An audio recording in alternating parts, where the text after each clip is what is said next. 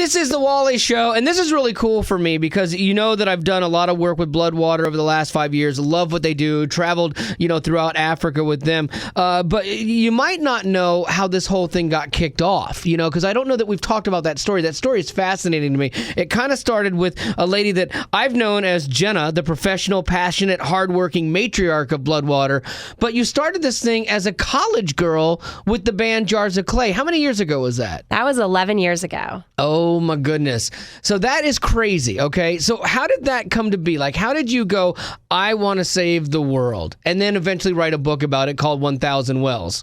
I mean, I was such a passionate activist in college. I cared a lot about the HIV/AIDS crisis. I met Jars of Clay my senior year and heard their vision for Bloodwater, and I wanted to be a part of it. And so I wrote them a 25-page proposal on how I thought I could help them start the organization. Did they read the entire 25 pages? I don't know. Maybe the first 7 were just compelling enough that they said, she's in. Yeah, because she's very detailed. Because there's no way a band read 25 pages of anything. And what college kid would write 25 pages without it being assigned to them either? Exactly. Yeah, so you're a go-getter. I am a go-getter. It was an earnest thing to do, an audacious thing, but I really wanted to make a difference, and I wanted to be able to help the band do something significant in the world, and I thought maybe I could help them do it.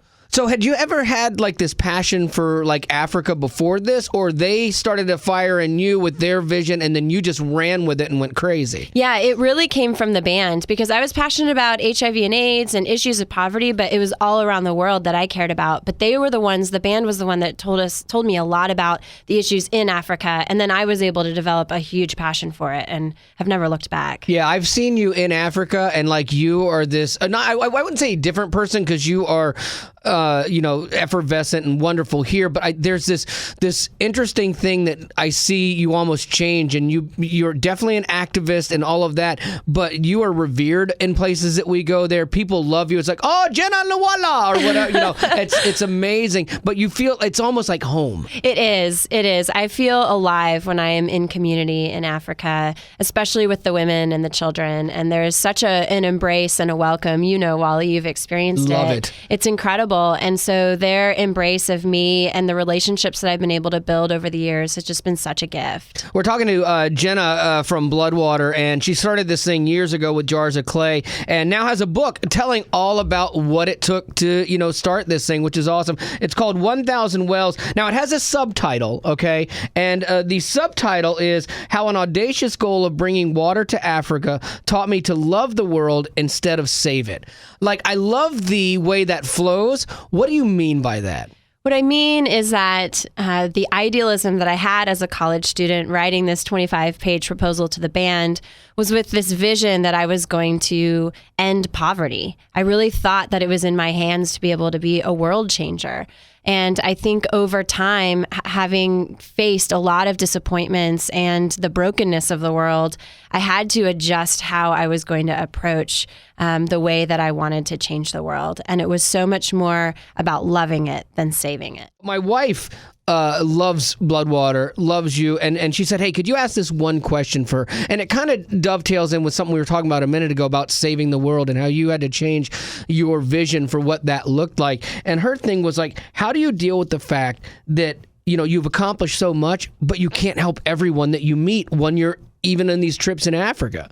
Yeah, it's actually a very brutal reality to come to grips with. And there's no beautiful, wonderful answer about it. It's hard to realize that there's so much need in the world and there's only so much that I as one person can do. But I think what I've come to realize is that everyone's being given an opportunity to do their small part. And so if we all chip in that way, we will see change, and we have seen change. But I think what it helps us realize is ultimately saving the world is not on our shoulders. It's an invitation that God's given us to participate in, but He's the one that has done it and will do it. Yeah, there's a crazy thing that happens when you're generous or when you give of yourself, that the person you're helping, there's a benefit there.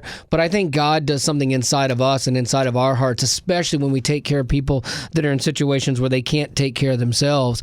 And so, I mean, you address all of this stuff in your book, 1,000 Wells, which is the story of Bloodwater and how it came to be. What was your dream for Bloodwater back then when you started? Like, what was your biggest dream for them? I mean, what's crazy is the biggest idea I could have ever imagined was 1,000 communities in Africa with clean water, hence 1,000 wells. And so when we actually achieved that 8 years later, I had no idea where to go from there. You should have just quit. I could have. Like, we nailed it. High five each other, shut down the doors, you're good to go. Because that goal felt audacious enough that I remember coming to join Bloodwater right out of college and thought, okay, I'll be here for a couple of years and then I'll move on. And then realizing, man, this takes time. Yeah. It takes a lot of time to be able to see even just a small amount of change. And, you know, this work that we've done is literally a drop in the bucket, but it matters and it's something. And it just compels us to want to do more. What is your goal for Bloodwater now? Like, knowing what you've learned over the course of this, and again, you chronicle it in your book, 1,000 Wells, and you had this big dream then that seemed unreachable, but it was reachable. What is your dream for Bloodwater for the future? So we've been so surprised by what we've been able to do. One of the things we didn't realize we did, but we ended up providing 1 million people in Africa with access to clean water. And so when we sat with that, we realized, well, maybe we should provide it for the next million. And so we're on a mission for the next 1 million people to have access to clean water. But the thing that happens is the way that we do it is through African organizations and equipping them to be the heroes of their own story. Oh my goodness. The people that you work with there have left an impression on my heart immensely. I mean, like, I'm choking up now when I think of DeLeo and Faustino and Francis and Sam and all these people that I met that I went over there to get their stories to help them. But there's something that changed inside of me through them. And because these people, they're in such a hard place. Even the ones that are doing better than the other ones, it's still a hard life. Yeah. But they're so passionate about their faith, and they teach you so much about life. The thing that I really want people in the U.S. to understand is that when you hear stories about Africa, it can sound devastating. But all you have to do is know that there are incredible leaders in Africa who are doing amazing things, like the ones you've met, Wally, and you're talking about. And we have an opportunity to continue to partner with them and fuel their work. And there's no better way to support the change that we want to see around the world by empowering local leaders to be able to do the work themselves. For sure. And I love that model. In your book, like, my wife read your advanced copy of the book and absolutely loved it. And she was like, there's a love story in there. Like, and I haven't gotten to that part yet. Okay. Zach's laughing. I hate you.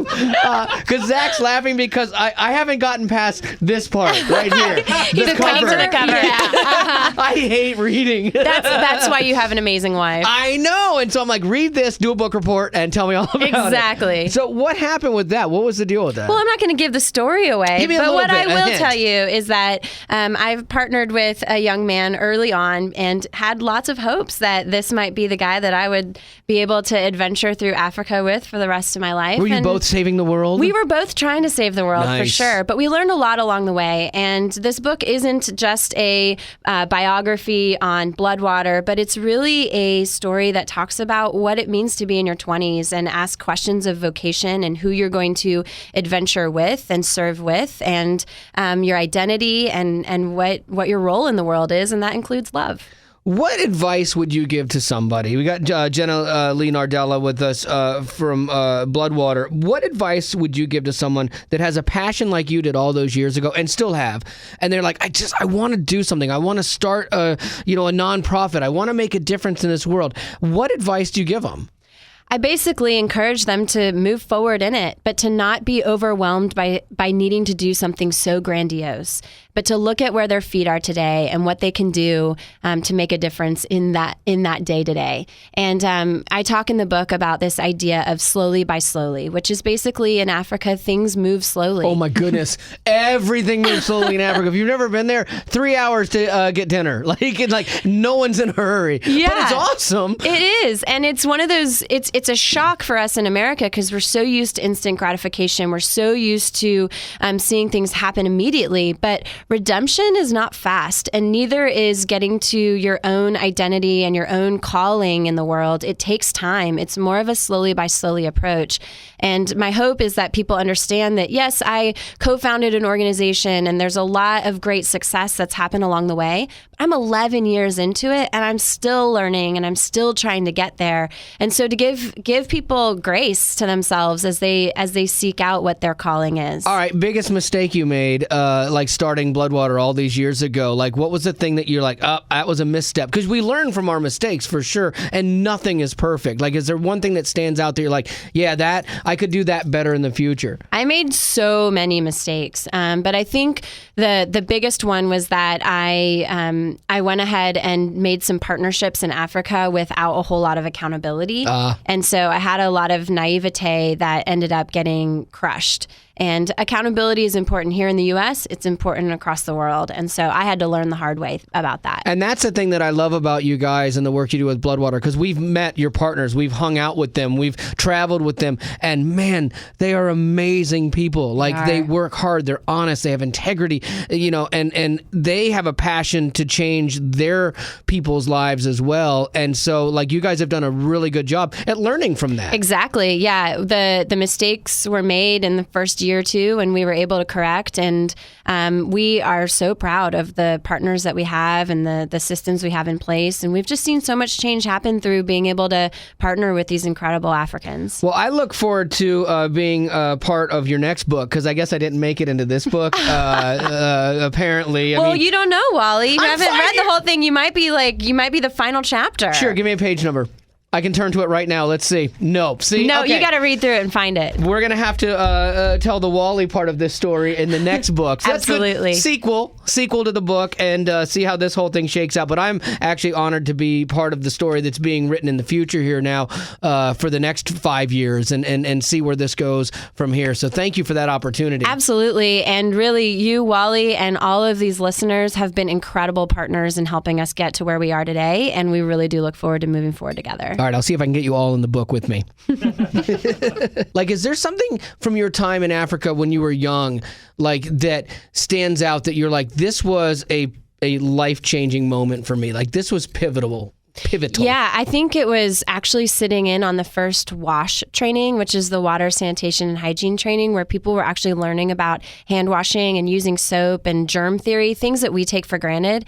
And I didn't realize how transformative education about health can be in a community. I was thinking so much about wells and water and didn't realize that there's so much that can change just from communities coming together and learning together. Yeah, and that's the thing. Education is the key to so many things in these different countries, and to breaking the cycle of poverty and health and things like that. Like the stigma with AIDS there. I was surprised, honestly, because we've had the battles with that in the States, and I think it's kind of subsided. And yeah, there is some ignorance still about it, but it doesn't seem to have as much of the stigma. You don't see stories about AIDS all the time. But in Africa, the stigma is still there. Yeah, it's so sad because, another word for stigma would just be the sense of shame or fear, and that people are so afraid to be honest that they're living with HIV that they won't even tell their friends or family. They won't even go and get medication. And some people would just rather die than be known that they have HIV. And that's devastating to realize. What's one of the things that you are most proud of? Like, out of all the work, and there's been wells dug all over the continent of Africa, and you've done so much good work, but like, what's the thing that you're like, that is something that I'm proud of? That was like a God thing, or I'm happy to be associated with that. I am so proud of the fact that we were able to do so much work off of $1 at a time. Yeah. That individuals all over the U.S. were putting in $1, $5, $10, and didn't get overwhelmed by the idea that it needed to be millions of dollars.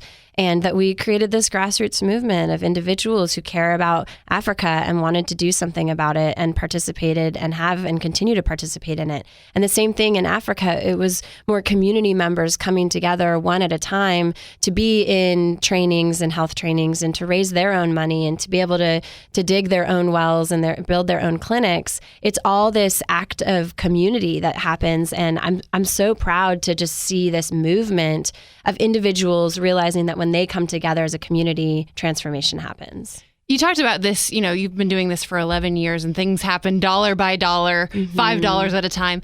Was there ever a point or something that happened that made you want to give up? Was there ever a time where you felt like just throwing in the towel and being like, you know what, I've done everything I can. I don't know how to get through to people anymore? Right in the beginning, we didn't have any ability to raise our own money.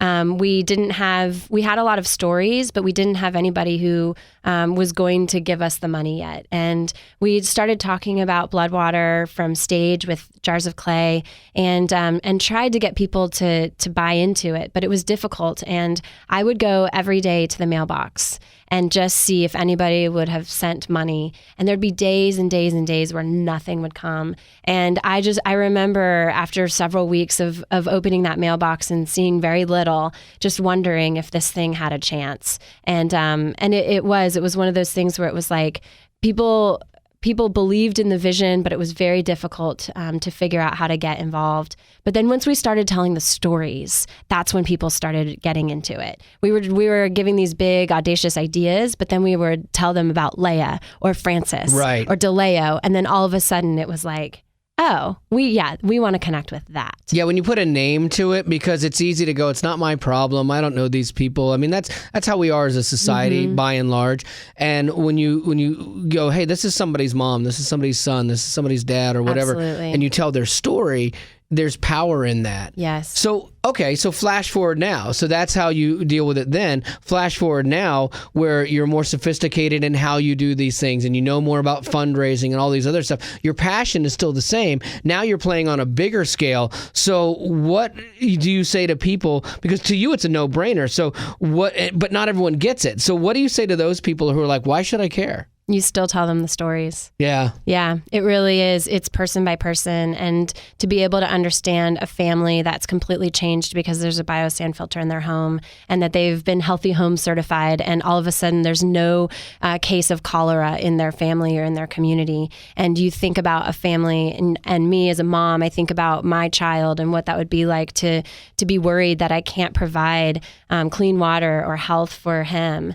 And all of a sudden we connect family to family or person to person. And I feel like we are all human stories. That's how God knit us together. And so even as big or grand as Bloodwater has become, it's still about the stories. We're talking to Jena. She is the co-founder of Bloodwater, her book actually, 1,000 Wells. And I do like the subtitle on this, How an Audacious Goal of Bringing Water to Africa Taught Me to Love the World Instead of Save It. I appreciate you coming in and being part of the show and also letting us be part of the huge work that you're doing. We're going to do it again next year and hopefully get even bigger and better and help more people because it's just an amazing, amazing thing to be a part of. And I love that people can get in and do something, with relatively little money, that's what's so cool about it. Yeah, I mean, what's amazing about the Wally Show is that it's everybody giving a little bit or giving a lot, but it's all aggregating together into something enormous and something extraordinary. And so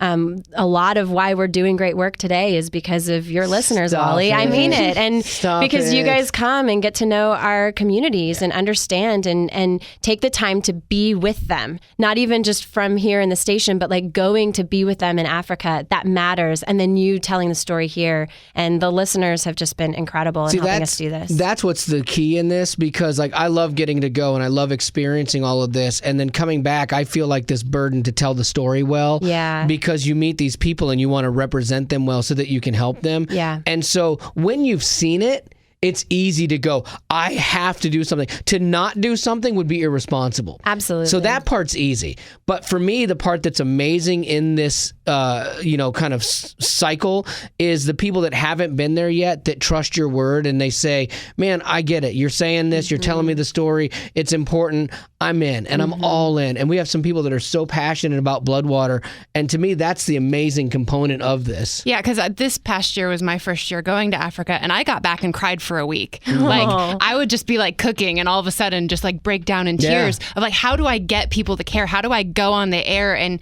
get them to purchase this drill rig and to purchase all of these biosand filters and see the need for this? And so to see people respond, like you said, it was absolutely incredible that they got it and that they were a part of something so big. Yeah, they're saving lives as a result. Yeah, It's not amazing. to put too fine a point on it. That's literally what's happening. So, And you've seen it. oh yeah, exactly. So thank you for that opportunity. Jena Nardella, 1,000 wells. There we go. See? The real book. Well, this is the one I got. Where'd the other one go? Well, you got it. Hold it to that camera. There you go. That's better. I didn't have that one. This one is very special to me. Yes. This is the It's the unprinted. I mean, it's the draft. Yeah, and I love that. And it's signed by Jena to me and my wife. So like this is special to me. You go. read the wrong subtitle the entire interview. No, I did not. Yes, you did. It's okay. You just What? added more words. Wait. It's fine. What do I have? You have how an audacious goal of bringing water to Africa taught me to love the world instead of save it. We cut it. It's now how an audacious goal taught me to love the world. Oh, instead of save it. Oh my gosh, that's what I have written. But because we had that conversation I added it, beforehand. yes. Dadgummit, people cannot tell me things ahead of. It always happens to me. He's like an ADD squirrel. It's totally fine because now it'll just be more clear to them. Oh, Yes. she's bringing water to Africa. Every time we Got have it. a conversation about something, because we had this conversation before we started talking, and I said, what was the other thing? You said this was the old line. And then you just stuck with it. yeah, and it's not even written down. Like that, Zach and Becca will mess me up all the time. We'll be Love like it. getting ready to go into a break. They're talking to me about a break that's going to happen an hour from now. I start that break because I'm like, I'm in the moment. You're on it. I'm here with you. I know. Yeah, I got see? it. That's what happens. All right. Well, that and I'm really bad at my job. All right. Well, we're done here. Well, thanks, Wally.